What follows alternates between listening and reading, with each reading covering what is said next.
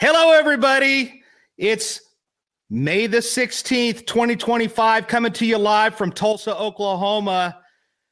It's episode number 50. Yes, celebrating the 50th episode. And there is no better guest to have on tonight than Sheryl McCollum, a friend. I love it. She's a very, very well-known crime scene person, crime scene investigator, and she's big in the cold case world. I'm really stoked about tonight.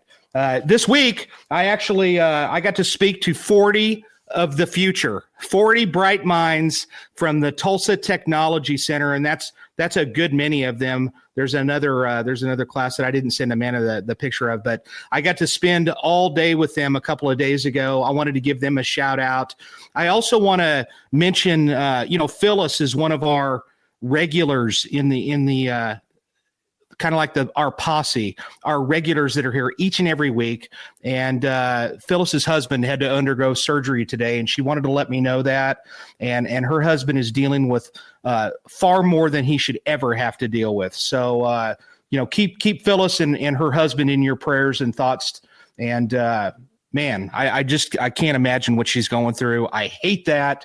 And so just like I said, Phyllis, hang in there and tell your husband that what we're thinking about him, and hopefully that helps him just a little bit. Man, what a week we've. I can't believe that we're here at episode number 50. I just have to admit, as Sheryl told me before, this is a celebration, and it really is. Just to give you guys kind of the statistical numbers about that, only 11% of all podcasts actually make it to number 50 before they hang it up. As a matter of fact, most podcasts they end up calling it quits after about 3 episodes. So that just gives you an idea. And I'm very tenacious, and I do not give up. And fortunately for me, I have got a loyal following that has stuck around. I mean, I'm not giving up. I'm going to make it to 100. I'm going to be like Sheryl. I think Sheryl's had 191 episodes. I'm going to make it. I'm going to keep going. And the reason why I do this, and I was mentioning this to Sheryl, and the reason why I do this, number one, it's a healthy hobby, and I actually enjoy learning. And I like meeting people that ordinarily I wouldn't have a chance to meet in many instances. I mean, like I was mentioning to her back behind the stage, I was like, if I just called up some of these guests and just said, hey, man, can I just talk to you for like an hour and you just kind of tell me about your life? They're going to go, who is this? They're going to think I'm nuts. But then when you have a podcast, you're not nuts anymore. You're actually normal.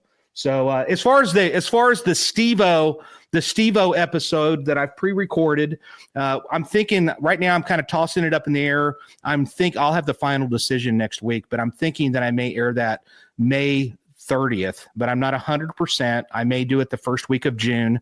That's Steve-O from Jackass, where we filmed a podcast right here in my living room, and he was incredible. So I'm looking forward to that. And then at the end of tonight's episode, I'm going to tell you about another epic guest that many of you that are older, you're going to definitely know who he is. And he's somebody that you watched on TV a lot.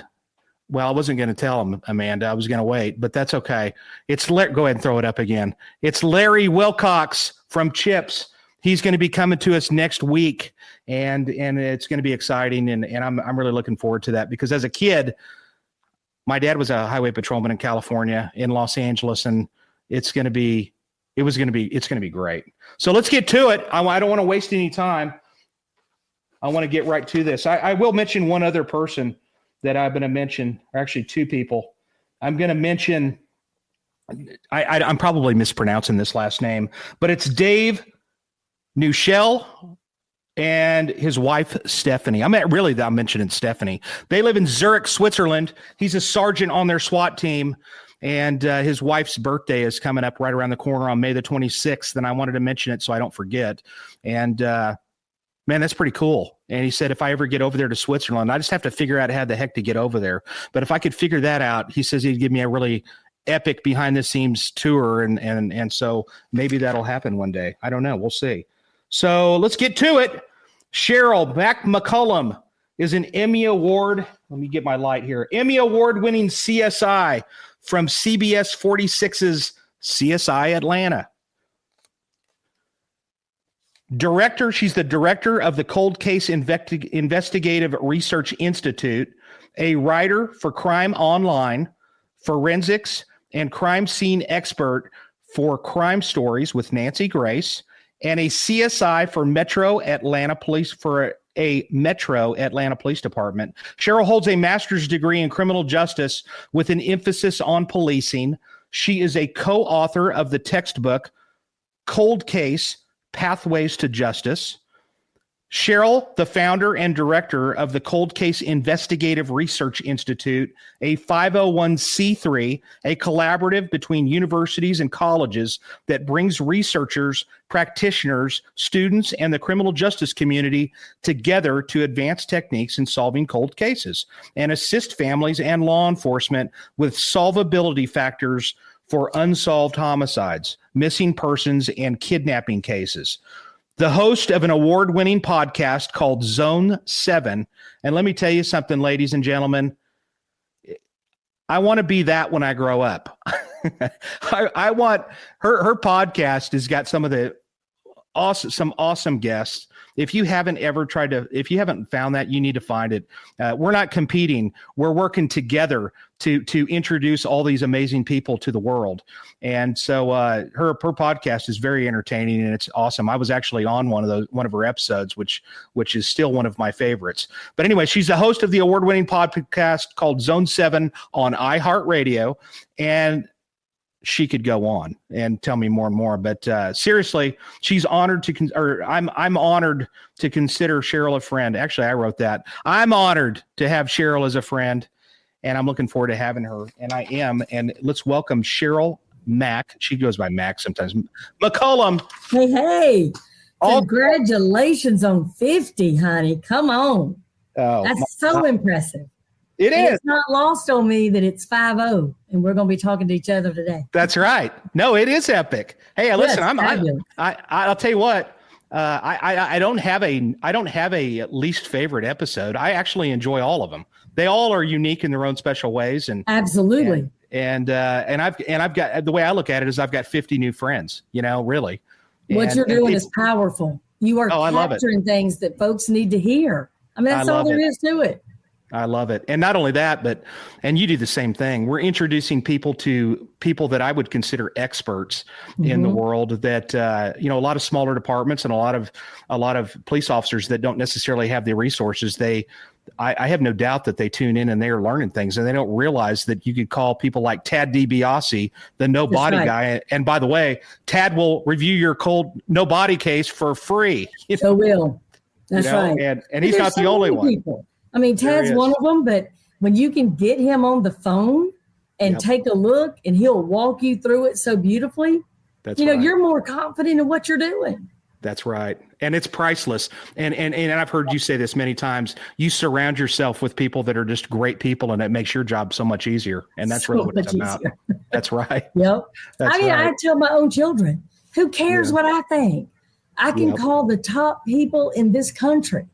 And if the 12 of them or 15 of them or 27 of them tell me something, I'll put my reputation on it and have. Yep. And those people that we can call, they're the type of people that you could call them anytime, and they will drop what they're doing, and they will give you the time of day. And that's what also makes them special. So, listen, I love it. I love the fact that you're here. I've been looking forward to this. I've been looking forward to this for really weeks, not just this last week. And anyway, and I talked to one of your old Ed Wallace was on last week, and he's like, "Yeah, I know Sheryl," and I'm like, "Yeah." Ed's an old friend. I've known Ed for 17 years. So, he's good people. Yeah, so listen, tell me about how you ended up getting started in your journey, because you have made the best of it. I mean, my gosh, the things that you've achieved have been remarkable. And so let's start off with, why in the world did you even get interested in becoming a crime scene person and then getting into cold case? I'm going to take you back. For some of your younger listeners, here's the truth. My family used to travel a lot, and there were 5 girls in the family and our parents. So we would sometimes leave for vacation when it was dark after my parents got home from work. When you get about 100 miles outside of Atlanta, radio didn't work. There was no cell phones or iPads or any of that. It was just the 7 of us in a car. My mother could tell the most fantastic stories. When I was 4 years old, we are traveling down this 2-lane road because there were no interstates. And she starts telling us this story of a couple that was madly in love. And they crisscrossed the United States, and he had this fancy car that he could just speed all over, and they robbed banks. Baby, I was hooked. So after she taught me about Bonnie and Clyde, I wanted to know more. So she would tell me about John Dillinger, and she would tell me the funny things, like how he carved the, fake gun and how he made it look like he was filming a movie once. And so nobody stopped this bank robbery. And she had a way of telling it where, like, especially Bonnie and Clyde, she didn't tell me about the murders. She didn't tell me how their life ended when I was 4. I didn't find that out till I was 8. But they always just kind of fueled, Hang on a minute. Your audio got all weird. It's like we're playing a key on a guitar. Oh no. Yeah, I don't know what happened to it. Is it better now? Say something again. 1, 2, 3, 4. Now it's kind of screwy. Amanda, do you have a option in the private chat maybe? That was weird how it kind of just got all screwy.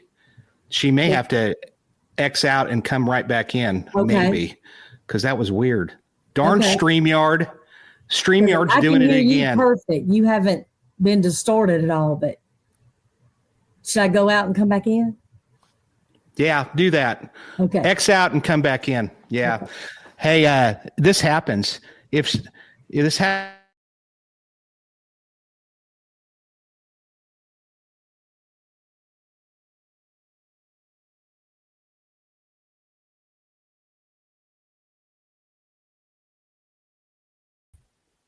Okay, and I think it was on Jason's end. This is Amanda. This is Jason's producer. Hello to everybody listening. Yeah, so I think it was on Jason's end, and now they've both left me, so I have no one to talk to, and no one to... Okay, hold on. Jason's coming back. Jason, do you hear me? I hear you. Can you hear me? Yes, I think it was on your end because she was fine for me. I'm going to see if the listeners heard her garbled or not. So we're just waiting for her to get back into the station. And right. Darn StreamYard. I was loving that story. It's like I've got a curse with StreamYard. Happy Friday, everybody. It's a good thing she didn't go the other way, hearing about fun and romance and adventure of Bonnie and Clyde. You could have been pursuing her on the other end. Hey Sheryl, I'm sorry. It was probably my fault. It is all good. Can you hear me? I didn't do it. Yeah, I can hear you. It's at StreamYard. But anyway, go on with your story. I'm sorry. No, it's good. You're at that part. You're driving down the road. It happens. Listen, it happens. Believe me. Okay. So we're driving down the road and my mother starts telling this fantastic story about this couple that was madly in love and crisscrossed the country and had this souped up car and they robbed banks. And I was hooked. That's all I had to hear. And then she really fueled it by then telling me about John Dillinger and Babyface Nelson and Al Capone. So that just never left me. And they fueled it so much that when I was 8, they took me to see the death car. Now, at that time, Jason, obviously, I didn't know anything about trajectory and all of that. But the man that owned the car let me sit in it. And as a little bitty girl, there was nowhere I could go in that car. There weren't just bullet holes everywhere. So you got to remember, I kind of was a fan of Bonnie and Clyde first. So I just kind of thought they didn't have to shoot them like that. Like it was pretty much riddled, obviously. Yeah. And then, when I turned 12, they took me to Alcatraz. I mean, they just kept, fueling this interest and it just became what I had to do for a living. with which Alcatraz, if you haven't been there, ladies and gentlemen, it's one of the best tours I've ever been on. Hands I can't down. think of, oh, absolutely. And they've got that down to a science there. And they let you go everywhere, which is just amazing. Yes. There's really nothing off limits. So, but anyway, so you end up getting to that point. Then you start growing up.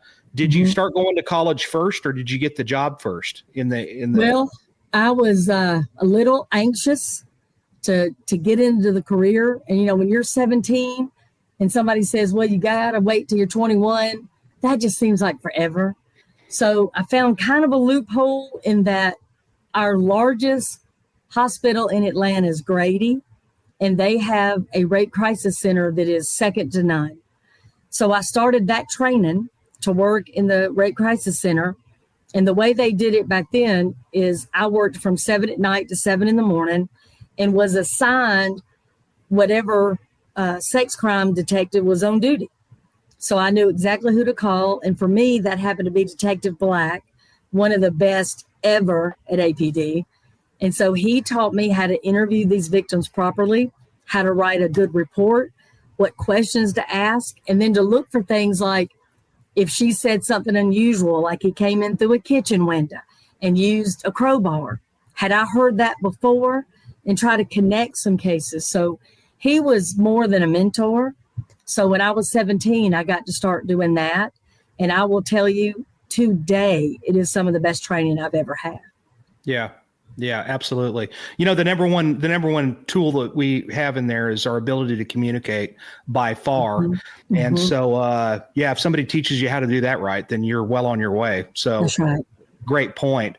And so you end up you started out at Grady, and that's a math. That's like where everybody, I've heard you talk about it, where that's where presidents go if they're in that area and stuff. That's right. Level 1 trauma center, operating room 1. Absolutely. And my sister is a trauma nurse there. And, if you ever get to come to Atlanta and you want to visit that, honey, it's like a MASH unit in a really beautiful building. Yeah. I'll call Summer Benton and I'll call you and we'll all go down there together. Oh, that'd be great. Don't you love her? Oh, she's my buddy. You talk about a really awesome representative for this profession. I cannot say enough about her. I really adore her. She's just somebody that takes it very seriously. And I wish that was just across the board.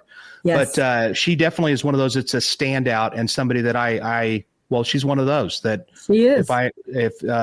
She's also a crisis negotiator. So I have a soft spot for that too, because that's what I was as well. But so you go from there, you go from the hospital and then you start, where do you go from there? I went to college, but I decided to go at night because again, I was just hungry. So I did a lot of jobs. I worked for the Department of Corrections. I was in probation. I worked for Mothers Against Drunk Driving.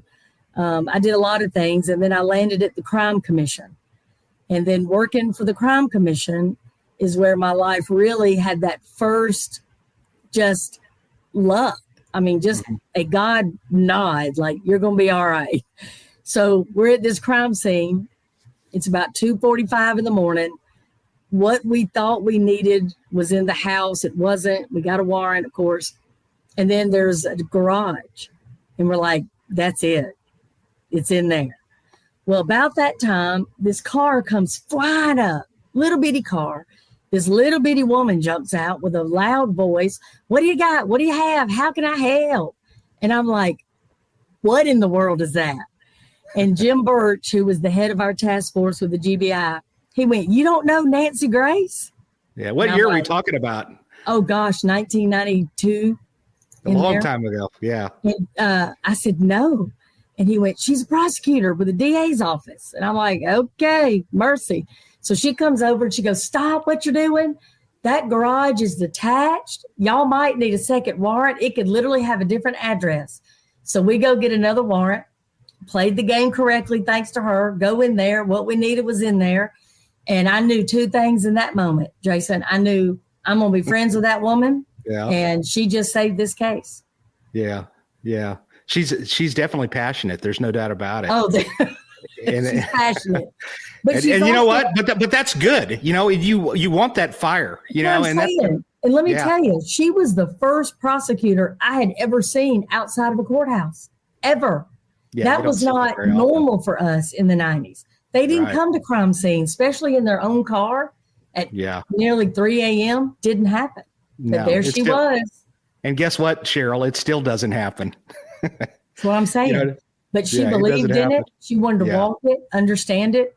And, you know, having that camaraderie and having her look over to make sure we're doing everything good. You know, when things finally got to court, we already knew her. She was there with us. You know, so that kind of teamwork was just something I relied on. And it wasn't anything that I needed to be nervous about testifying or anything. It was Nancy. And she was going to make sure everything was good. But, you know, then, of course, she went on to be Nancy Grace, you know. Right. But she is such a loyal friend. I mean, she could have anybody in the world on her show. She ain't got to call me. She ain't got to call Joe Scott Morgan. Well, I heard you talking about this, and I want you to touch upon this just briefly. Sure. Because I heard you mention. See, I did find the time to research a little bit, and I have to work for a living, ladies and gentlemen. So I try to fit all this, and you do too. You've got a lot of irons in the fire. You know, yes, sir. So do I. So, but basically, I was listening to you, and you said you had some lady come up to you at a something and kind of said something. You know where I'm going with this, I right? do. Okay, so you go ahead and take it from there. Tell the story. It was at CrimeCon, and I had just done a session, and I came off, and there was a group of 15 or so folks that wanted to talk, and I was thrilled to talk to them because, I mean, that ain't going to happen every day in our world. So they're asking different things, and all of a sudden this woman comes up, never seen her before, and she goes, "I know you. You're that woman that rides Nancy Grace's coattails." What? So, you know, of course, your knee-jerk reaction is to say something not polite. Yeah. But I told her to I just decided in that moment in front of these 15 people that I also didn't know, I was going to tell the truth, Jason. And I said, "You damn right." as long as she's calling, I'm showing up. So I bet that stopped her in her tracks. She didn't expect that. She was looking for a little bit of a different reaction. Yeah, she thought I was going to be ugly or hateful. But here's the reality. If you got those coattails, I suggest you get on them, no matter what it is. If your chief of police goes on and becomes a senator, good. Yeah. Now you've got somebody at the Capitol. I mean, to me, it's all good. It's all positive. Yeah. But I just wish people could really understand. She could call anybody, and she still reaches back, you know, for those of us that were with her back in those early days. And I just think that really speaks to her as much as anything. Oh yeah, she's loyal, and she knows, 100%. And she knows, and she's not going to bring you on if you're a moron or a tool. She's going to bring you on because you bring something to the table. You know what I mean? Yeah. And you make her look good, and that's what it's about. So there's no doubt about it. So that's great. I love that story. I'm so glad you shared that part because you know, I'd say it's a fun story anyway. And so then from there you get to know her. Were you crime scene from the gate? I mean, after when you got into the law, so did you start out like in a police car and all that other stuff like everybody? No, I started out as a victim advocate. Okay. Yeah. And then the crime scene came, you know, years later. But like I tell you, I had a lot of jobs. So while I was at the Crime Commission, the Atlanta, you know, powers that be decided we were going to vie for the Olympics, and we got them. And so the head of the Crime Commission, there was a big meeting with all the chiefs of police, and she didn't want to go. She thought it was going to be long and boring and all that. She said, "You go." I said, "Okay." It sounded like a blast to me. So as they're talking about all the different venues and security and what we're going to have and not have, as a victim advocate, I said, well, what are we going to do if there's a mass event? We don't have a crisis response team in place. So if you have a bus of athletes that's hit by a drunk driver, or you have a child of a dignitary that's lost, how are you going to handle it? And they said, well, you're in charge of that. So suddenly I'm in charge of the crisis response team for the 100 Olympic Games. Wow. Because I asked a question. And let me be very clear. And this is why I say again, luck. Nobody would care. That wouldn't even be a part of my resume, except we had a bomb. Yeah. And because of that, they saw how the team worked. And from there, I got to work different Olympics and help them put together the plan like ours. And it's something that I'm proud of. But because of the Olympics, I got to work 9/11. So I was sent to the Pentagon during 9/11. That would have never happened. Yeah, I'm so glad you're bringing that up. So let's talk a little bit about that and talk about how first of all, the bombing situation, that right there that's an awesome responsibility. And to be a part of what they tasked you with, that you're showing a lot of people a lot of things. And, and the other thing I just want to jump in here and mention this real quick, Sheryl, is, one of the reasons, and she does the same thing. I have no doubt you do this. We both do this. We bring guests on our shows to inspire other people to be the best that they can be. Okay. I don't bring a detective on because he's middle of the road and kind of half-ass work. I want people that are going to be, that are really inspiring. And that's what we want. You inspire people and so forth. So that's why hopefully she motivates that crime scene detective somewhere in this world to go, you know what? I'm going to actually do a little bit more here and I'm going to try to be better. So, and that's why she's where she's at. So you go from there, and then the 9/11 happens. And so you've already met incredible contacts, et cetera.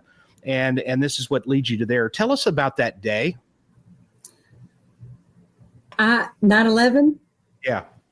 I am literally playing in the floor with my son, who was born December. And this obviously is the next September. And we're watching TV, and I see the first plane hit. So I go ahead and call the National Crisis Response Team and say, hey, I don't know what you're going to have, but if you need me, let me know.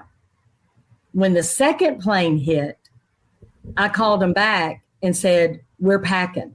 I'm getting the Atlanta team ready that worked the Olympics.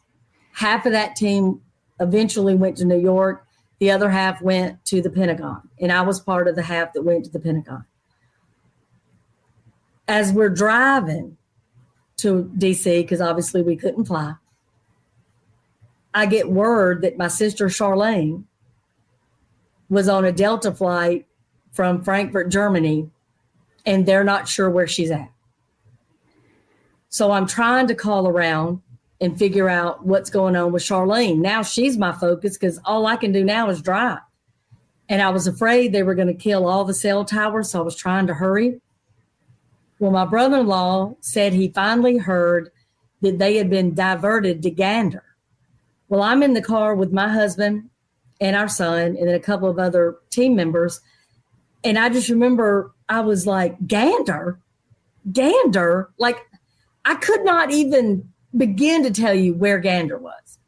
And I remember Walt took my hand and he said, honey, it's Canada. They're our friends.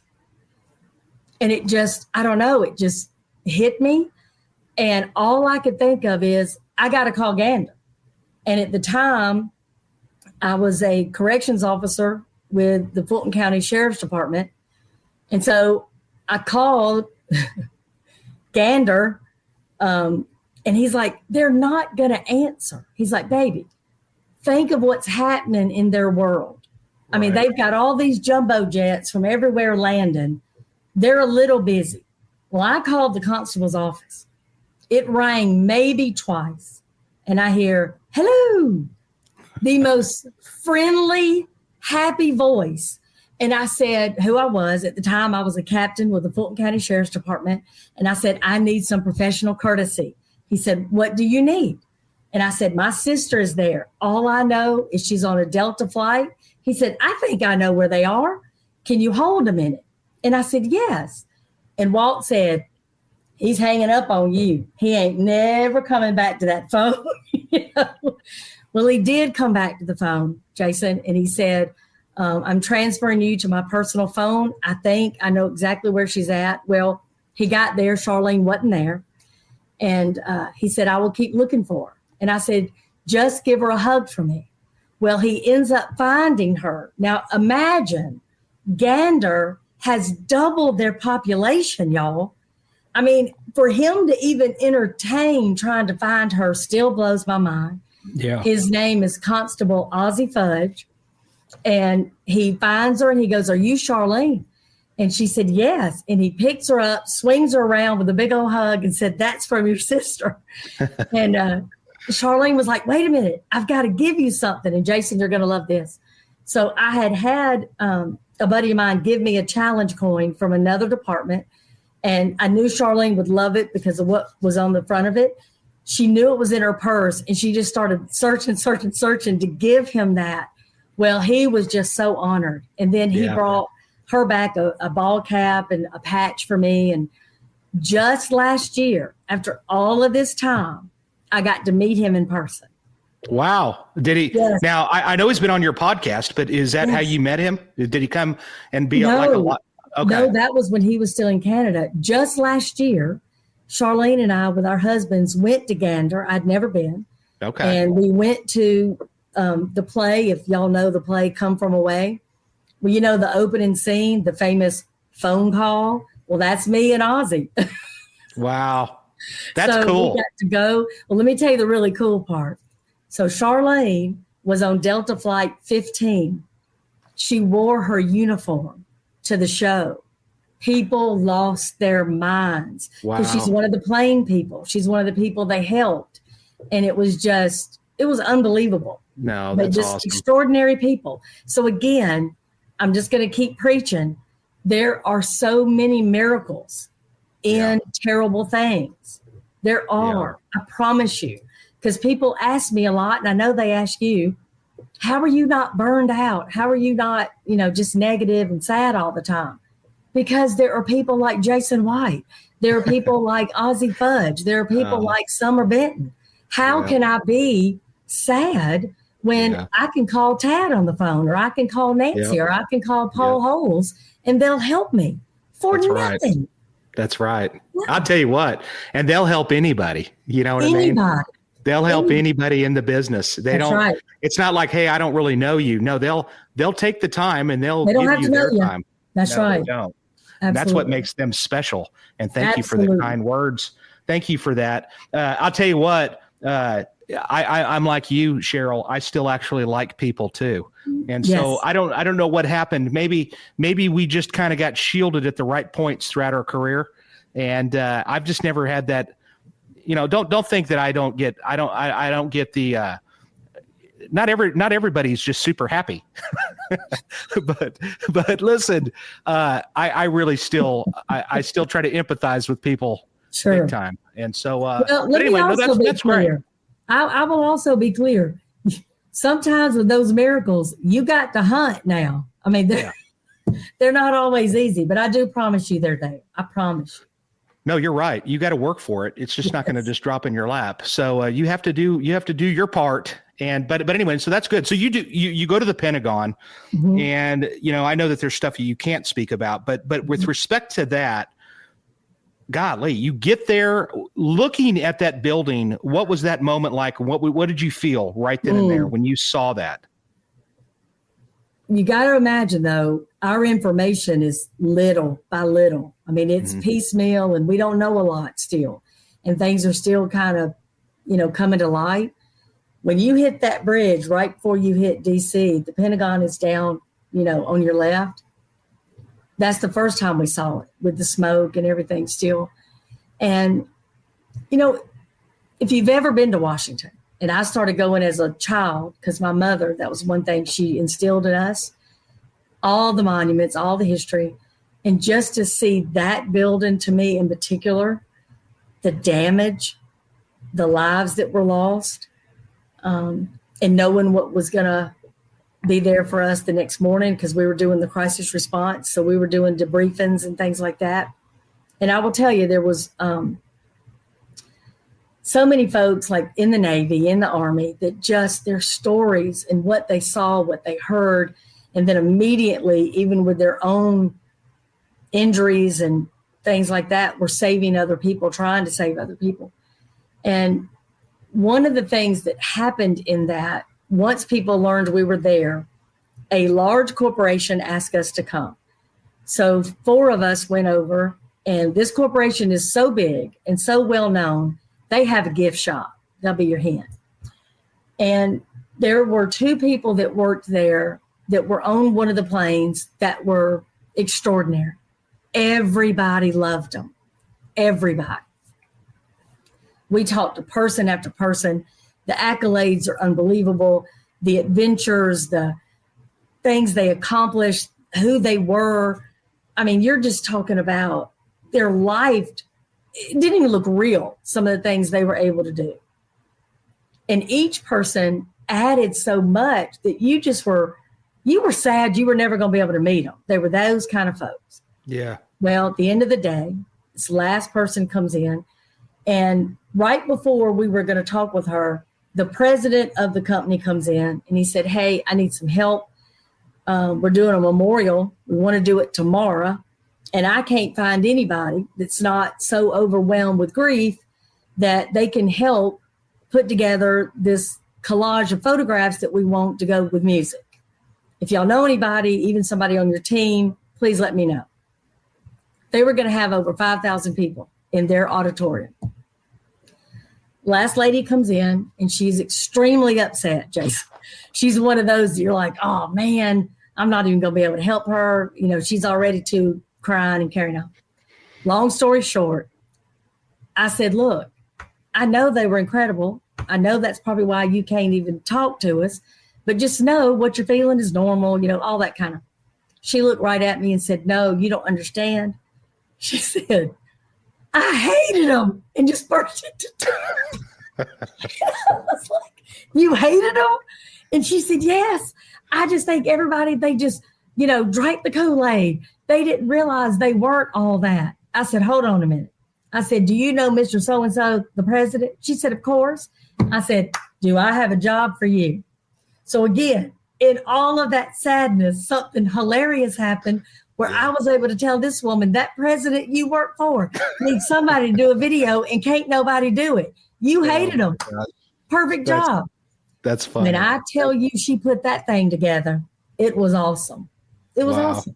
So, you know, if they were going to hit any building in Washington, D.C., and you had no control about it, they actually hit probably the most fortified building that there was. And honestly, as horrific as that situation was, that saved lives because of that building and the way it was constructed. So a little bit of a small silver lining, really, honestly. I'm telling you, another miracle, because they also had people in there that knew how to react. They responded instead of, freaking out. So a lot more lives were saved because of the quick action of people that had been trained. So don't take it to any of the listeners. Don't take that the wrong way. Like I was like, oh yeah, it was really good that they hit the Pentagon. No, I'm just saying that as far as the fortification of that building and the way they have it built with like layers, that's what really saved a ton of lives. So then from there, I'll tell you what, Sheryl, if that ever happens again, if you just call me up and I will be there to deliver water. 100%. I will help in any way, shape, or form. Yeah. I was about ready to get in the car. I was a cop, and I was about ready to get in the car to drive. I watched it at my parents' house in Oklahoma City, and I was about to jump in the car and start heading that way. And my dad's like, "Are you nuts? You're never going to get close to that." And I'm like, "Yeah, but I've got to go." And he's like, "You're never even going to get close to there. It's so secured by the time you get there." In retrospect, I almost wish I would have continued. But what a horrific event. And so forth, but something, man, that's just part of the story of your life and the different things that you have been a part of, and for good reason, because you know what you're doing. Then you go on and then you have the I don't know if this is going to fall in line chronologically, but there was a horrific courthouse shooting that happened where you work, and multiple people were killed, right? Yes. And that was your last day with that agency. Am I right? That's correct. Yes. So it's really kind of crazy. I was teaching college at night, and, I had a group of students that are, super loyal and interested and fun. And so I was one of those professors that would give my personal number. So this is happening, and the judge is shot, the court reporter is shot, and then somebody from our agency is shot on the sidewalk. So we lose 3 people, boom, boom, boom. And another deputy is injured, but she was not killed. So now we have this manhunt. So we're all called in. When I get in, they put me at Bravo. So I'm right on the corner at Central Avenue. I've got friends that are inside still the courthouse. I've got people that are in parking decks and now headed toward MARTA. But that's literally where I'm standing. My phone, as you can imagine, is just going crazy. Yeah. And just about every number is a 404 number. Some people want clarification. Is it true? Is it Julie?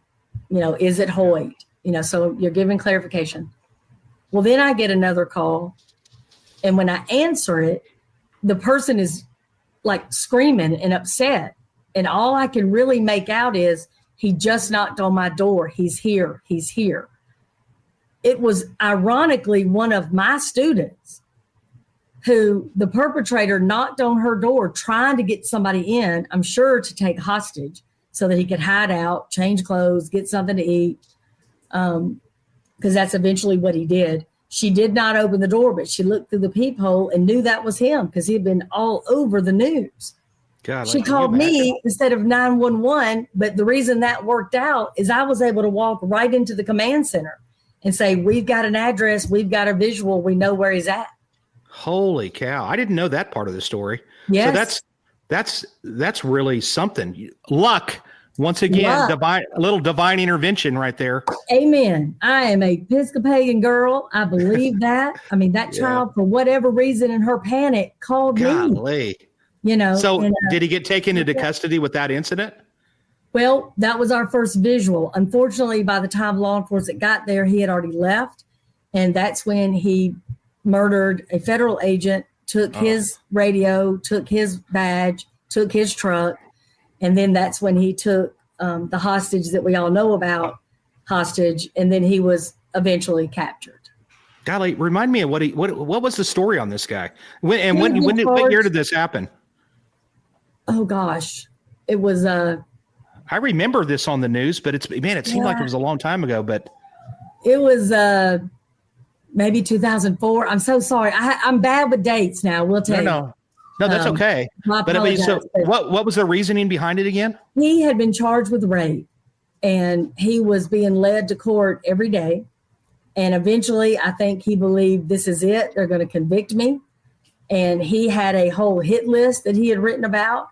And so what he did was, and this is something if any, young corrections officers or detectives or police officers or even crime scene folks, the person that was escorting him, they've done it for weeks and weeks. So you get a little less paying attention. You don't fear him. He hasn't been a problem.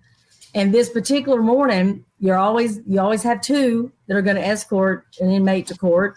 One of them had gone to get breakfast and wasn't back yet. She said, no big deal. I'll escort him. And he was in front of her and she was letting him walk down the hall. And he turned and hit her right with his elbow right in her face. And it knocked her out. And when she fell, she hit the marble floor and it split her head open. And he was able to get her radio and her gun. And he went to the courthouse or the courtroom the back way. And the judge sits here and there's a panel behind him with like a secret door. He came right through the door and shot the judge in the back of the head, shot the court reporter, went straight out, down the steps, was on the street. Hoyt Teasley was coming up. He thought that Hoyt, obviously had heard shots fired and he killed Hoyt, went right to the parking deck, tried to carjack somebody, couldn't, got on the MARTA train, and that was it. Wow. That one decision right there, and look at the tragedy that followed. Unbelievable. Yep. And so did you say at the very end of this that he actually got captured? He did. And I actually stayed in the command center until he was in handcuffs and was brought out. Because there was so much going on and so much information. And, if you've ever been in a command center in a situation like that, they had fax machines going, they had TVs going, they had radios going, and everybody was trying to look at all the information, especially the hit list. He had a code to a gate. So there was some place that he was planning to go that he knew he could get into that gate. Yeah. And I mean, it was just an incredible experience to see all of those people that were, the best and at the height of their field, just working like that. So. Well, let's talk a little bit about the Cold Case Investigative Research Institute that you started this, right? Yes. I mean, you didn't have enough to do, and now all of a sudden you start this organization up that I'm sure has taken none of your time, right? No. And some of the cases that you guys have looked at in reference to this: Mary Little, Tupac Shakur, Boston Strangler, the Atlanta child murders, which I'm a little interested in that. I don't even know if you can even comment on any of that. But Natalie Holloway, Drew Peterson, that's the cop from Illinois. Yep. And then Chandra Levy, which was a huge case. Mm-hmm. And I know that you like to talk a little bit about this Moores Ford Bridge lynching. Sure. Which that's and then Amber Hagerman. I don't know about that one. From the Amber Alert. Okay. Well, I should know that. My gosh, where have I been? All right. So these are some cases that you guys have looked at, and I know you've looked at the Natalie Wood case too, right? Oh, sure. Yeah. Yeah. Are any of those that you can even talk about? I can talk about every one of them. How about Natalie Wood? Natalie Wood. Let's start with Natalie. Okay. Because that case, that's a case that I'd like to interview a couple of people. A fantastic case, and her sister asked me to look at it and help her. And so one of the first things that I did was I went down and interviewed the ship's captain, Dennis DeVerne. He was extremely honest, straightforward. First thing I asked him, were you in love with her? And he looked at me, Jason, like I was crazy. And he said, every man was in love with her. He said, of course I was in love with her. He said, but I knew my place. He said, if I ever started to get too close or too friendly, she would remind me that I was an employee in some way. And so I thought that was really interesting. But, he filled in some blanks that did not make sense to me. And one of them that occurred was there was some jealousy the night before, and Natalie had gone ashore and spent the night in a hotel, and Dennis had accompanied her because he drove the dinghy. The next night, there was a fight, and a wine bottle was smashed, and her husband, RJ, basically asked their guest, who's a well-known actor, you want to have an affair with her, but he said it very crudely. And then Natalie went to bed, the actor went to bed, and then suddenly RJ can't find Natalie and searched the yacht from, stem to stern. Yeah. But he never went to that person's room. Now, I'm going to tell you, if I thought Walt McCollum was having an affair and he's in that room in there, I'm kicking that door in. Yeah. If that woman has a room over there, I'm kicking that door in. Yeah. But he don't look in that room. And then he waits 4 hours, Jason, before he calls for help. And then when he calls for help, he's like, this is the Splendor. Someone went overboard. Someone. Right. Everybody knows that yacht. Everybody knows who you're talking about, but he wouldn't say it. And, in our business, that is a flag for us. Yeah, it is. Well, and actually the last movie that she was in was called Brainstorm. And a lot of people don't even know what in the heck that movie. It actually is not a bad movie. It's actually it's a good movie. It's weird, but she was possibly having an affair with the actor in that movie. And that's who was on the yacht. And who never talks about this case either. Who never talks about it. No. Which is another thing that is so strange. And Christopher Walken is who we're talking about. And Natalie, I didn't know if we were, but no, that's right. It's Christopher Walken. I mean, everybody has seen him. And Natalie was infatuated with his acting ability, that he took it so seriously, that he was a studied actor. And that's how she wanted people to perceive her. She wanted one more big hit. Well, the way her sister Lana talks about it, now she is an actress herself. She's a Bond girl. Very sexy, a lot of fun. She had a great career. She had a great dating past. She is old Hollywood, I would say. I mean, she has a way of talking that you would just love to talk to her. She dated Sean Connery a little bit, Robert Redford, she just adores. I mean, just she talks about these people like me and you are, talking about what we did yesterday. But her life is so connected, Yeah, right. But Natalie was petrified of the water. She almost drowned as a child. Dark water in nighttime, the ocean. Ain't no way she's getting in it. So one of the first things that I did, law enforcement had done a great job trying to reenact this thing. The problem is they used 6'1", 6'3", 6'4" officers. So on the back of that yacht to step into the dinghy, they could do it. My daughter, Caroline, is exactly Natalie's height. I knew Caroline couldn't do it. No way she could do it. There's just enough separation. And keep in mind, that dinghy is like a balloon, really. It's just full of air. Well, it moves. So the only way Caroline could do it, she had to basically just dive into it and skid on her knees. She could not step into it. Natalie would be so petrified of the ocean at night, there's no way she would do it. Right. No way. Right. Well, then the evidence on the boat, the oars were in place when the dinghy was found. The key was in the off position. Nobody had run that dinghy. Nobody. And then if you look at Natalie, she didn't have, burn marks where the rope would have, done like a burn on her hands, slipping out of her hands. Good point. You untie that dinghy, it's going to go just like a balloon, Yeah. And that's interesting.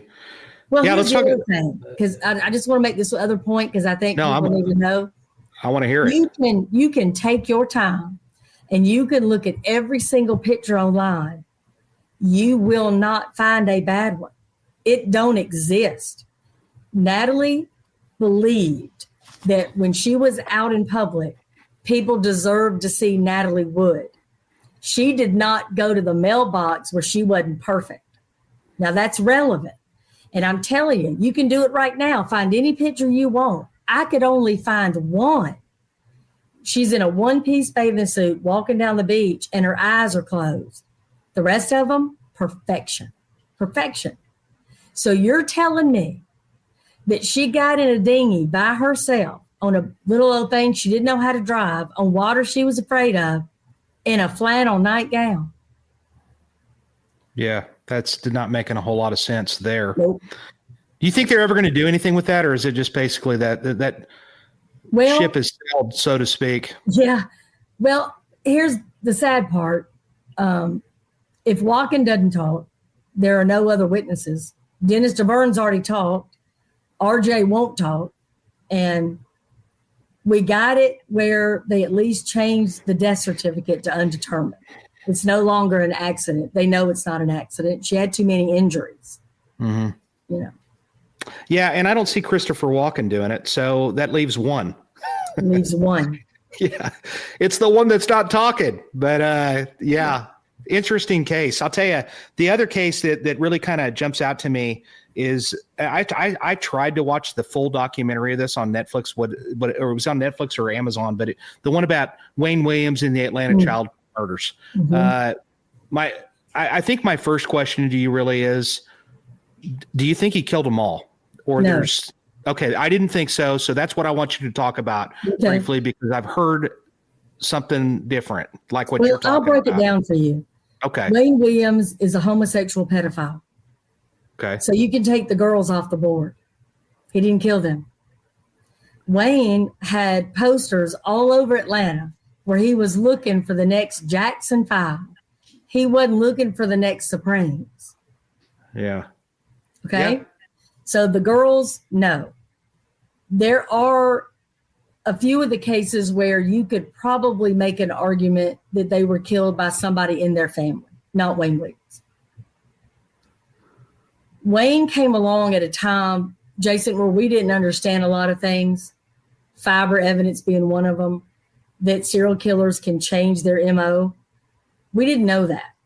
Yeah. So when you look at some of the children were dumped in the woods, some were dumped in abandoned buildings, and then some were eventually dumped in the river.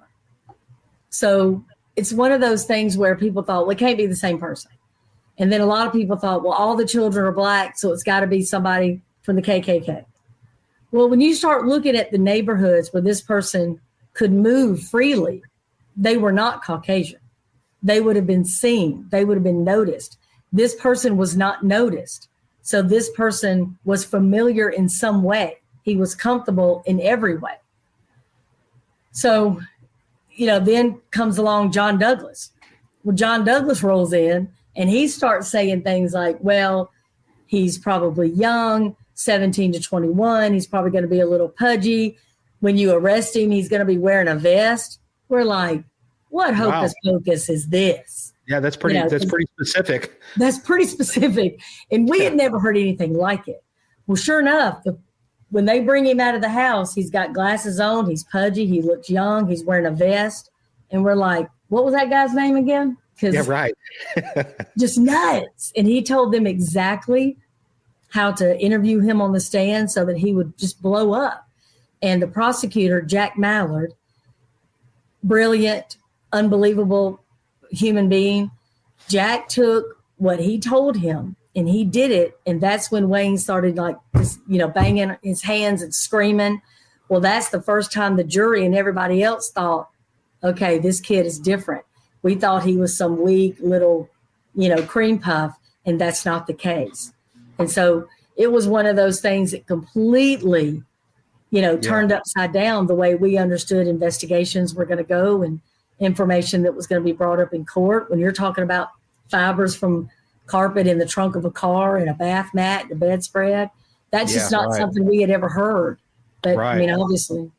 Yeah, that trace evidence, that's how the Green River Killer got killed, from particles of paint from a semi-truck factory where he was painting trucks, Yeah.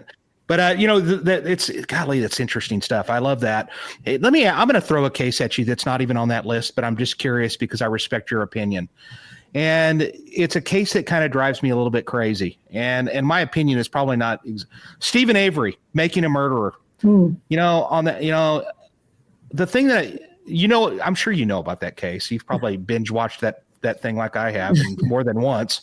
But I'm sitting there, first of all, and you're a crime scene detective, and I sit there and I think about this, where you had this mobile home where supposedly Stephen Avery is in there, and of course Brendan Dassey is talking about how all this craziness and blood everywhere.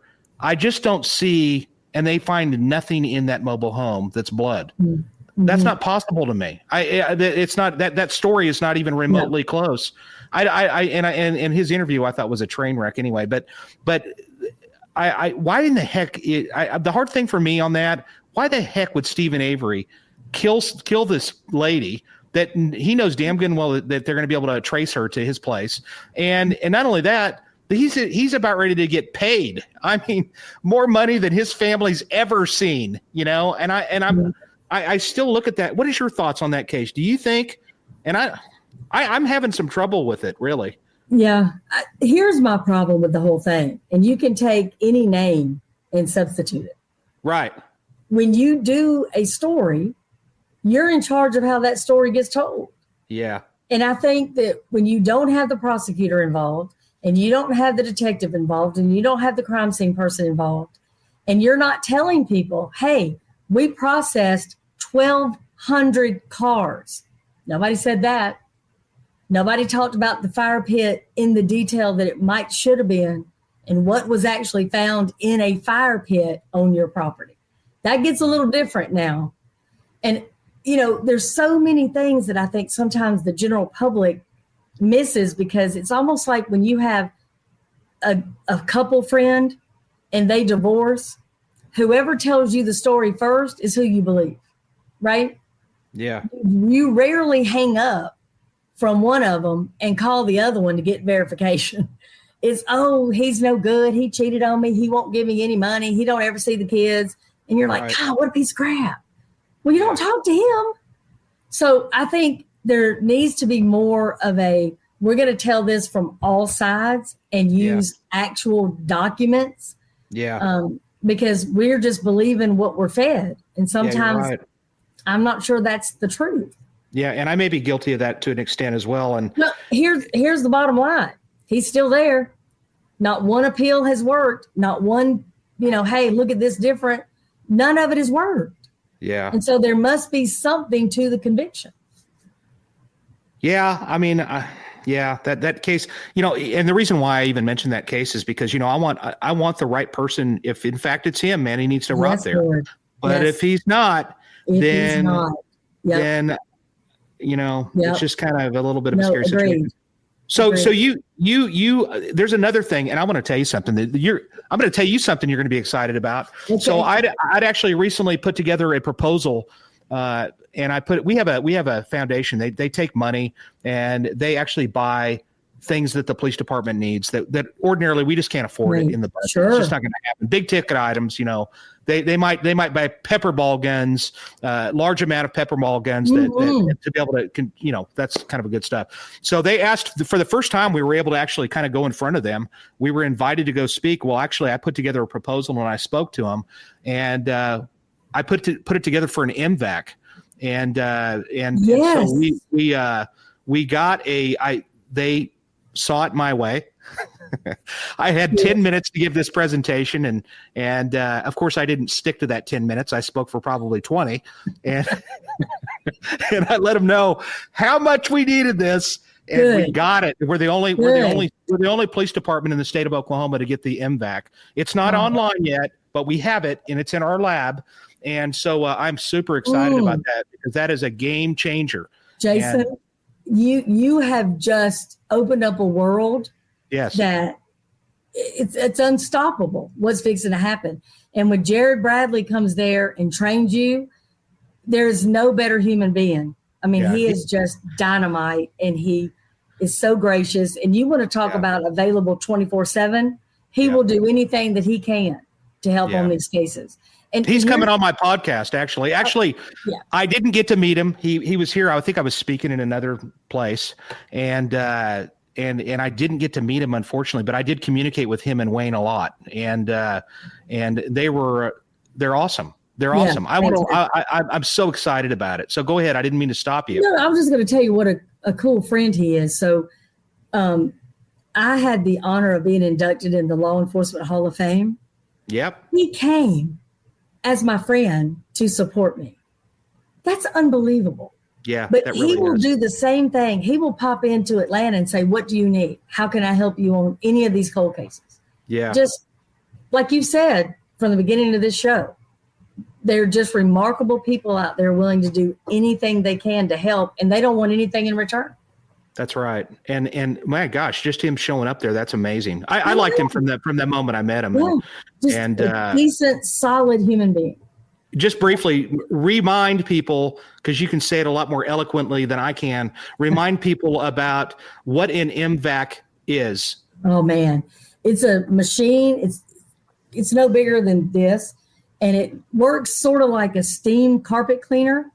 It is going to shoot out this solution. And the same time, these elements are pushing out the solution, the other elements attached are sucking it right back up, and it goes through this piece of cotton, for lack of a better word, that traps the DNA, and that piece of cotton is sent to another lab, and the profile's developed. And, you're talking about using a Q-tip swab, right? Versus now you can do the entire shirt. So like if you have a situation where somebody might have been grabbed like this versus grabbed like this, you may swab the wrong area, so you don't get it. Well, that ain't going to happen anymore. And they can get DNA off jump ropes, off rocks, off bricks, off clothing. You can take it. It's mobile. And when you get it, Jason, it'll even come on its own little dolly. You can take it to a scene. Let's say you've got somebody that was murdered 2 hours ago and dumped out in the woods. You can MVAT that victim. Like their skin. Is that what you're saying? Yes. So if they were picked up or dragged, you could have evidence on them. If they were sexually assaulted, you can do it right there. Wow. I love that. Yes, sir. If you've got an entire car, so you want to do the seats and the carpet in the trunk, you can take that, roll it right on out there and do your thing. By you just saying that, believe it or not, I think I just thought of 13 or 14 cases. See? I mean, it's They're not. unbelievable. Oh my gosh, I know. I'm so excited. You have no idea. unbelievable. Listen, if you're listening and you're in Oklahoma and you killed somebody, because I can't control, there could be a killer or two watching this. You better watch out, ladies and gentlemen, because if you're a killer, we're coming for you. That's right. And it ain't gonna take long. We're not going to solve them all, but we're going to solve some. I can promise you that. Oh, I can guarantee it. And let me tell you, when you get that, and you get it to somebody like Susanna Ryan or, these other folks that now can take that profile and connect all these other people, and then you're going to do the ancestry, honey, come on now. And then you've got maybe DNA that's sitting on 10 other cases that's going to connect this serial rapist. It's going to be unbelievable. I know. I'm so excited about it. You have no idea how excited I am right now. Sure. We've got the stuff. It's there, and Jared's already been here and trained him. But it's just they got to validate it and do whatever the lab people do. They're scientists. I don't know. I don't understand that, but they've got to do all of what they do. So then there's that, and then this cold case organization, and that consists of all of these different people that are various disciplines, the best of the best, and you guys literally go in there and you start re-examining these cases, right? That's right. So I was teaching college, and that's how it happened. So I was at a college, so I had friends at different colleges, and we just decided to get together and see if we could use all of these experts and move these cases forward, and that's what we've done. Now, let me add, this is just I don't know. I'm a little ignorant with part of this. I would think that probably one of the biggest, I'm sure you get it. You get contacted by family members all the time. There's just no doubt about it. Throw her website up there, by the way, Amanda, because I know she doesn't have anything to do. So we'll go ahead and there you go. So, but you get contacted by family members and stuff, and they're like, "What? My case?" And we even we know somebody here in Tulsa that I know that you've been in contact with, etc. So in reference to that, do you run across a lot of issues? I'm sure you do, that departments do not want to provide you that information. They don't want to. They don't, and I'm not talking about just us. I'm talking about just in general. Only twice. Really? In 20 years. We started in 2004. The first was Washington, D.C. with Chandra Levy, and the second one was Tulsa. And here's the thing. I know you don't know me, right? And I tried with your chief. I was like, he came to Atlanta for a chief's conference. I'm like, please let me buy you a drink. Let me take you to dinner. Just get to know me. I'm not trying to Monday morning quarterback. But here's the thing that I would do. Let's say 4 years ago, you had a case and you said to me, Mac, I've got a cover from a seat in a Mustang, and I don't know what to do with it. I would have told you, MVAT, let me get you to Jared. Jared will come to you and bring one and do it for you. That's all I want to do. Yeah. You cannot find anywhere where I have tried to slam anybody, take over anything. No, of course. But it's odd to me when somebody just won't call back or won't respond, because then I'm like, dude, all you got to do is say, we don't need you. And I get that. Love it. And like with Washington, D.C., they didn't want any help at all. Well, we ended up giving them a pretty decent roadmap of how to get to where they needed to be. And we had 2 additional victims they didn't know anything about. So, no kid, really? Did they catch who did that? I forgot. I know that they were looking at that congressman there for a minute. And then years later, he was released and sent back to his home country. And I never really understood exactly how all that went down. Wow. So he's good for 3 murders and he's basically back home on the beach. It was a strange ending. That is a strange ending. Yeah. So the other thing that I've heard you talk a little bit about, and I know we're getting close, but there was another thing that you talk about too, and you talk about no body cases. Mm-hmm. And so, and one of the out of that list of names of all those cases that I'd kind of given you and we talked about, is there anyone that I didn't bring up that is just like fascinating? That lynching case, that's so far back, right? It's so far back. Okay, it was 1946. We found evidence, though. So here's the deal. I believe, like you, in going to the source. So like with the Morse Ford Bridge case, everybody thought that was a Klan hit. So I contacted the Klan. I've never joined the Klan. I don't know if this was a Klan hit. It didn't look like what I thought an organized hit would look like. It did look like it was revenge to me. Why was that? Just out of curiosity. Because they had over 50 people on a bridge and they all shot them at the same time, multiple times. Wow. Okay. Yeah. So give me kind of the gist. All right. So this guy got shot 50 times. There were 4 people. There were 2 couples, the Malcolms and the Dorseys. And the reason I was saying that about, I went to the source, that was just one example, and I was going to lead you to another case, but I'll tell you about Morse Ford.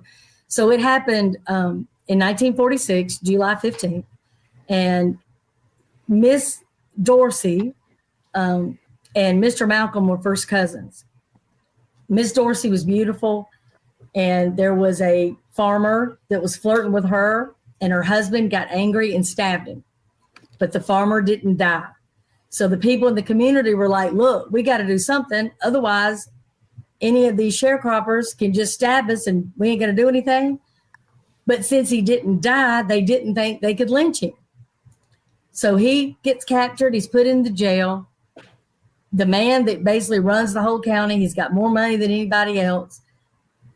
Both families work for him. They're begging him, please go get him out of jail. If you don't go get him, they're going to kill him.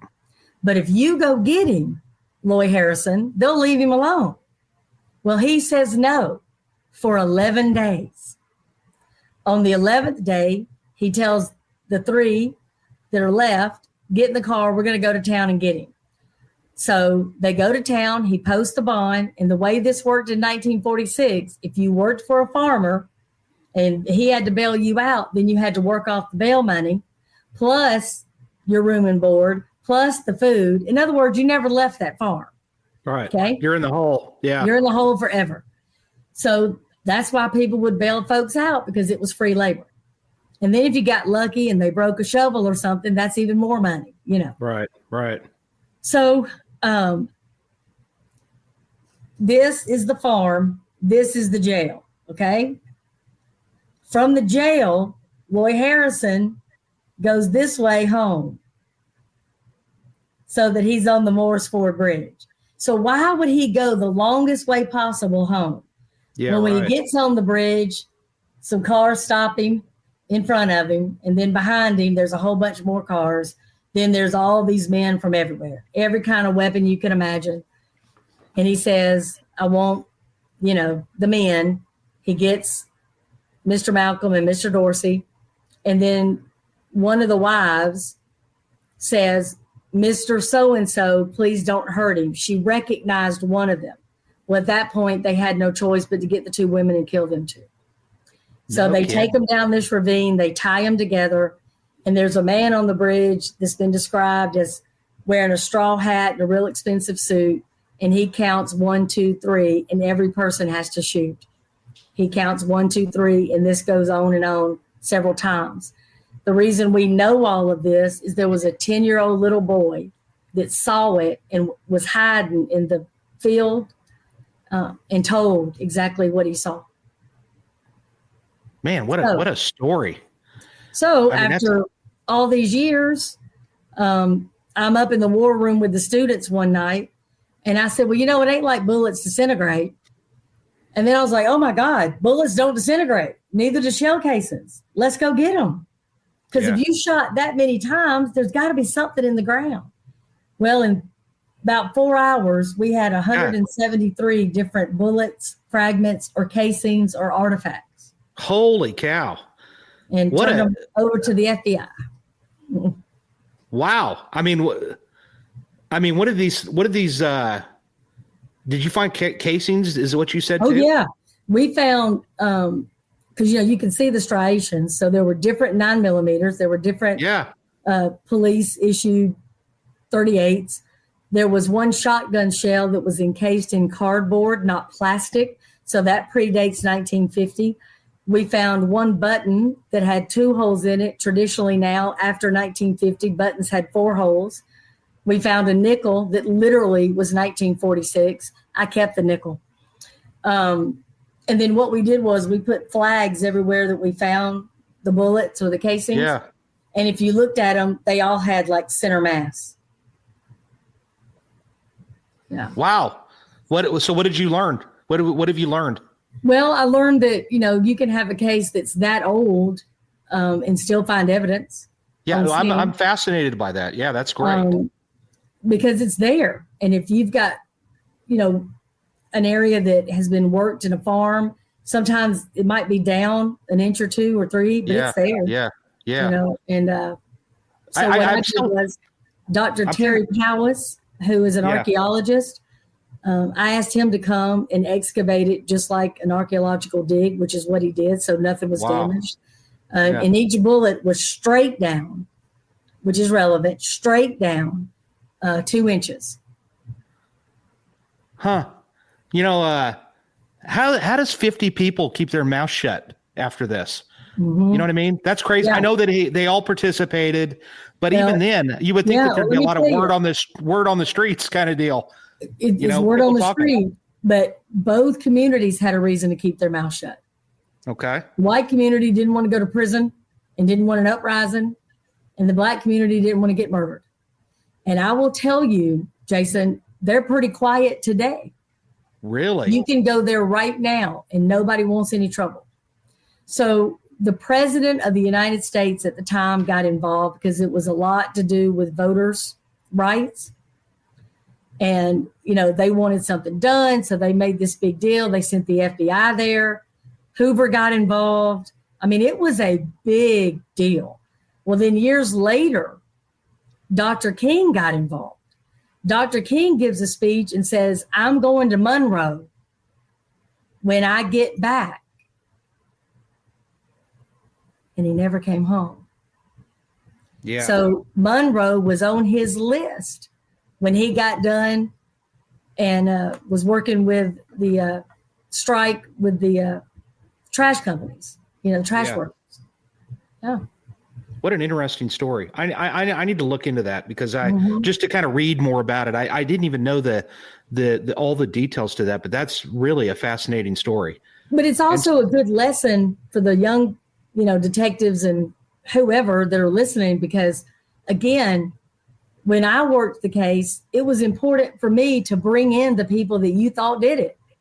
So the Klan, I left them a voicemail. They didn't call me back, but I was able to find an ex-Imperial Wizard, Johnny Lee Cleary, that would meet with me. And Johnny Lee says, I will come meet with you, but there's some death threats. There's a bounty literally on my head. So I'm not going to tell you where to meet me until that morning and about 10 minutes before. I said, that's fair. So and he would only meet with 10 of us. So I had 5 experts and 5 students. And here's what happened in that. And I'm going to tell this as fast as I can, but can I tell this part of the story? You can, it's much, whatever. Okay. Yeah, you can hang out as long as you want. I'm not rushing you, but go ahead. Okay. Well, this is one of the best educations that these students could have had before they go on into their, respective departments. I had one student, LaShawn. She is a very proud woman. She is a advocate for her race, for her gender, and she was not about to go meet with an Imperial Wizard, ex or otherwise. So she was angry, and she was like, Mac, first of all, I don't know what you mean by ex-Imperial Wizard. And I said, look, I don't either. I said, I've got a friend that's got an ex-husband and she still sleeps with him. So I don't know. Ex means different things to different people. I said, but this is what I do know. He has information you need. Mm-hmm. And when you become a police officer or detective or a crime scene person or 911 dispatch, you are going to have to talk to people that you may not like, you may not agree with, you may not respect, but they have information. It is your job to get it so that you can help move a case forward. She's like, okay, I'm going to go. Well, she was sitting there, you can imagine. And a few of the other students weren't thrilled to be there, but LaShawn is the one that I still laugh with her today because she's one of the best detectives that I know. And so I said to him, I said, Mr. Clary, if you could just tell us real quick, what you think if this was a Klan hit or not. He said, well, I'm going to get to that. He said, but is it okay if I talk to your students first? And I said, yes, of course. So he said, when I was 12, my mother OD'd. Well, LaShawn immediately reacted a little softer to that because she had that same thing in her family. And then he said, when I was 14, my father committed suicide in front of me. Well, now she's looking at me like, you are not fixing to make me care about this man. And I'm like, hey, just let it happen. And then Johnny said, you know, he was sent to live with his sister who was only 18. And she had this boyfriend that was pretty violent and beat him up a lot. And he said if he ever left their trailer and went to the left, the Hispanic kids beat him up. And if he went to the right, the black kids beat him up. Yeah. And he said even when he was a little kid, his dad would tell him he was a piece of shit. He said one day he's watching TV. This man comes on TV and he's talking about how white people are the best, that they invented the car and the airplane and built this country and everything that's any good, white people did it. He said he had never heard that in his life. He had never been told anything, but he was trash and stupid and worthless. And this guy was like blowing his mind. And he was speaking with such authority that it didn't sound like hate speech to this little kid. It sounded like something he needed to hear. And he said, I can't explain it, but I wrote him a fan letter. And he said, one day I'm sitting in that trailer and I'd just been beaten up by the boyfriend. And I look outside and there's a limousine. And this man gets out and he said, now look, it's the man that was on TV. And that man said, if you want to change your life, come get in the limousine, that tonight you're going to have brand new clothes. You're going to have a mansion to live in and you're going to have a steak dinner. And Johnny Lee said he didn't even pack. He got in that limousine and that the man took him and said, all I want you to do is deliver these packages or give this message or take this letter. He said, that's all he did. And then eventually he said, hey, I'm going to need you to do something else for me. I want you to go over to this person and tell them I'm not happy with them. And if they don't straighten up, something bad's going to happen. He said, and then I started delivering those messages. He said, as I got older, he wanted me to do other things. And he said, eventually I rose up in the ranks. And he said, the man that I saw on TV was David Duke. No kidding. And he said, I didn't even realize I had joined the Klan. He said, I never hated black people. I don't hate any other religion. He said, but I didn't have anywhere else to go and I was scared to death. Yeah. And then the great part of the story is there was a black preacher in town and Reverend Watts, and he would always see Johnny Lee around and he would tell him, I love you and the Lord loves you too. And Johnny Lee would say, well, I don't think that's true at all. You know, fast forward, Johnny Lee is told, you stop them from voting. You stop him from promoting, you know, this insanity, right? Mm-hmm. So Johnny Lee sees Reverend Watts sitting in a diner and he's got a knife in one hand and a fork in the other and he's about to start eating chicken. So Johnny Lee walks in with several other Klansmen and says, Reverend, whatever you do to that chicken, I'm going to do to you. And he says the Reverend dropped the knife and dropped the fork and picked up the chicken and kissed it. And he said, even the other Klansmen were falling out laughing. Yeah. And he said, so the next day, I burned his church down. Holy cow. And he said, next time I saw him, it was smoldering, and he was waving for me to come over, that it was okay. And he said people were singing, and he just didn't understand it. And then toward the end, he knew that he had to get out of the Klan. This was not his life. Mm-hmm. And he said, I didn't know who else to call but Reverend Watts. Yeah. And Reverend Watts said, I don't know where you are right now, but meet me at the church in an hour. I think you know where it is. And he saved him and got him out of town. And his church took up a collection and gave Johnny Lee money to get out and stay safe. And at the end of his life, the two of them were preaching together. How's that? I think that's an epic story. I think that's and it's one of probably thousands that you have. And thank you for sharing that. That's really interesting. And LaShawn went on, of course, at the end of the story, they were hugging and crying, and she understood how somebody could get into that life because she had a nephew that had gotten into the gang life for a very similar reason. He had nowhere else to go, nowhere else to make money, nobody else that was going to care for him. So she understood it. And I think to this day, she will tell you she's a better investigator because of it. What a story, man. That's freaking awesome.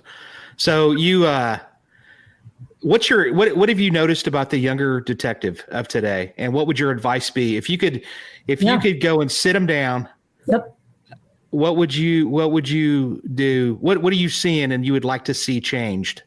Learn to read cursive immediately. Learn it. You can't even read the Constitution that you swear to defend. Are you telling me that the younger officer of today does not know? I guess you're right. I didn't even think about it. They're not being taught to write cursive. They can't read it. We recently had a man come into our department as a witness, write down exactly what he saw, and I didn't have one younger person that could read it. And I said, what are y'all going to do with the confession? You can't read it. What are you going to do on these cold cases when the autopsy reports are written in cursive? Didn't even think about that. Yeah. Man. And, so that's the first thing. They ain't but 26 letters. Some of them are real easy. The O and the S, you're going to get that immediately. But learn to read cursive. And the other thing is, if I could really just preach, stop hanging out just with like-minded people. You need to get you a group that is older than you, different religions, different orientations, younger than you, so that you have this 360 view of the world. Because if you don't, I promise you're going to miss some things. I promise you. Yeah. I'm going to just add a little thing that I'd like to see too is when you get into a specialty unit of any kind, you have a responsibility. Actually, as a police officer, a basic cop, you have a responsibility to learn. And when you go into homicide or you go into crime scene, I mean, I was in crime scene, Sheryl. I'm almost embarrassed to say it. I was there for a minute, like a year and a half, and I didn't even. I was just starting to learn how to take a picture of a tag at night. You know what I mean? So literally, you have got to show the initiative to self-teach and to read and to watch television and learn what you're doing. Just because you get that business card doesn't mean that you've got it figured out and you know what's up. And then learn how to testify in court, which happens to be that's one of the areas that I think they don't really teach that in the academy. It's weird. It is weird, and that's such a huge part of what our job is, and they never teach that, and they need to teach that. And so, but sometimes you got to learn how to do it. Watch any of these trials on TV and stuff, and just watch, and you'll see who stands out to be that they're not very good on this stand. But I wanted to mention that. So, all right, you've given us some great advice. You do a couple. I want to make mention of this real quick before we get off of here. You do crime cons, of course. Let them know that I'm not going to stop messaging them. I'm just not. They're going to at some point in time they're going to have to respond to me. And I hope they do one day, because I think that would be fun and that would be quite an experience. Yes. And then the second thing, you do this crime. It's Wine and Crime. Is that what it's called?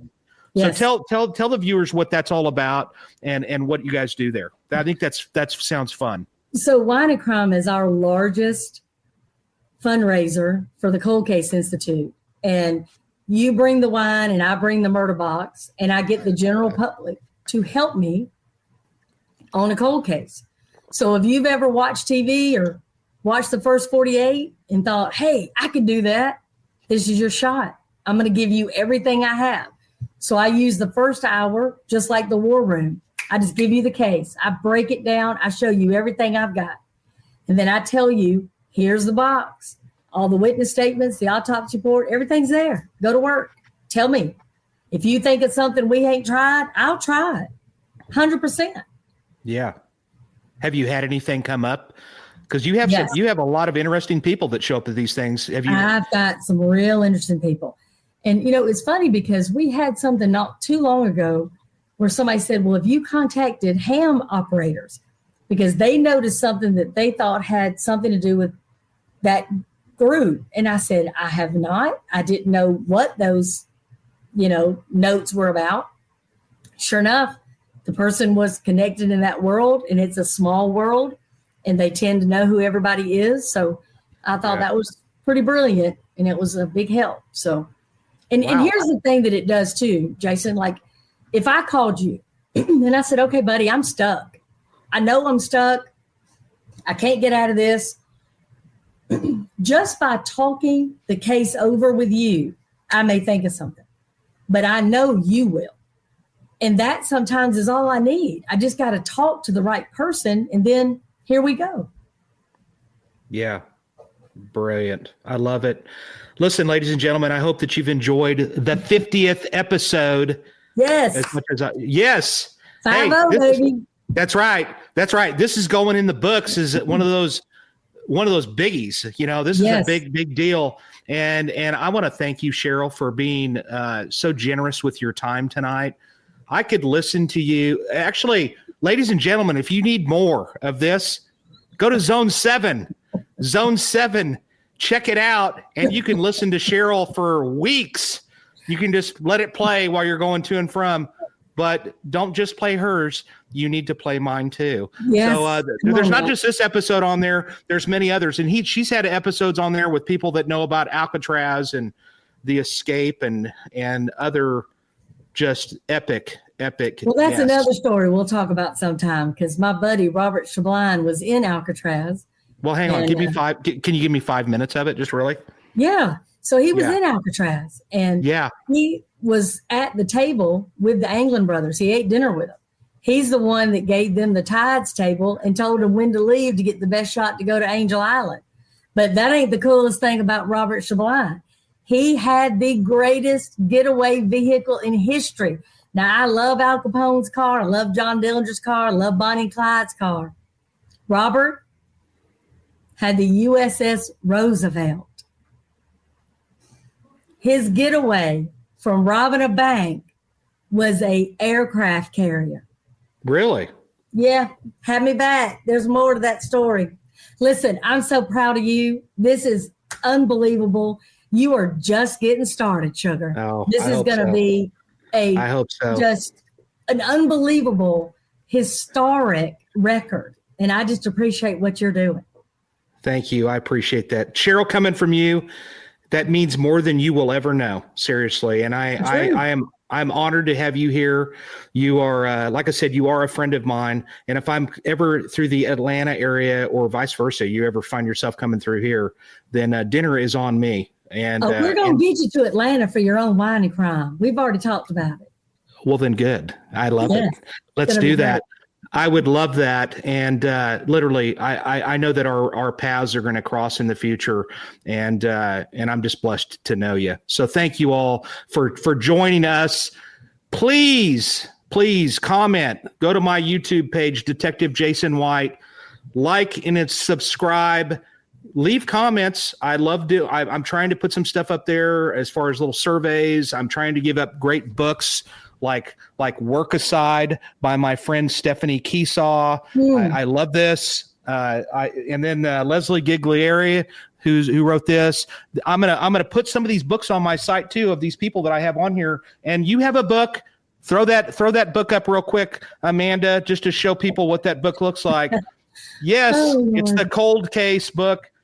She's got that on. You can buy that on Amazon if you're interested. So for those of you, matter of fact, what cold case detective out there, everybody should have that on their shelf if they're going to work cold case. And it's just stuff that you should have. Don't leave us, Sheryl. I want to talk to you for about 2 minutes before we get off, when we get off of here. Okay. Ladies and gentlemen, thank you so much. Oh my God. Yes. Thank you, Sheryl. You're amazing. Hey, I just don't have any more to say. Next week, Larry Wilcox from Chips. I'm like a little kid. I'm so excited. I can't wait. He wasn't easy to get here, but I got him here, and I love it. So anyway, ladies and gentlemen, check us out the next time, and thank you all for being here. Without you, this is not a show. Take us out, Amanda.